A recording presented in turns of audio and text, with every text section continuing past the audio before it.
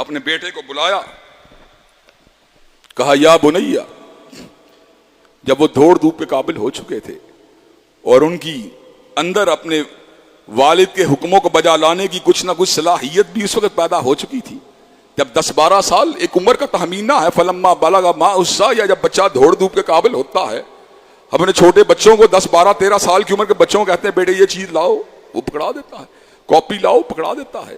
کتاب لاؤ, پکڑا دیتا ہے. جوتا اٹھا کے لاؤ, اٹھا لاتا ہے. اور اس وقت بچے کی ان اداؤں کو دیکھ کر انسان کو بڑا ہی پیار آتا ہے. جب وہ دوڑ دھوپ کے قابل ہوئے, عجیب سپنا ہے کہ بیٹے کے گلے کے اوپر چھری کو چلا رہا ہوں. بیٹے کو مخاطب ہو کے کہا یا بنیا انی ارا فی المنام انی اذبحک فانظر ماذا تری. بیٹے میں نے عجیب خواب دیکھا ہے, تیرے گلے کے اوپر چھری کو چلا رہا ہوں, تیری کیا رائے ہے؟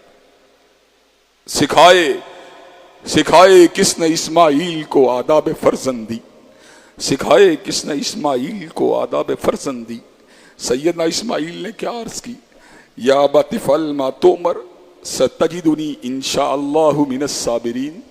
بابا پوچھنے کی کیا بات ہے, حکم اللہ کا ہو پھر بیٹے سے پوچھنے کی ضرورت کیا ہے. یا ابت افعل ما تؤمر ستجدنی انشاءاللہ من الصابرین, آپ یقیناً مجھ کو صبر کرنے والا پائیں گے.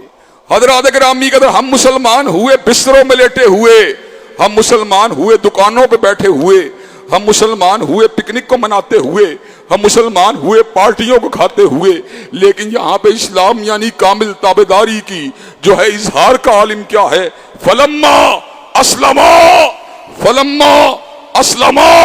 وتلہ للجبین. حضرت ابراہیم علیہ السلام اور اسماعیل کے اسلام کا عالم کیا ہے. باپ نے ہاتھوں میں چھری کو تھاما ہوا اور بیٹا گلوئے تھر کو اپنے بابا کے سامنے کیے ہوئے. حضرات گرامی قدر, فلما اسلم وتلہ للجبین, اور اس کے جبین کے بھی ترجمے دو کیے گئے. ایک جبین جسے اردو میں پیشانی کہا جاتا ہے,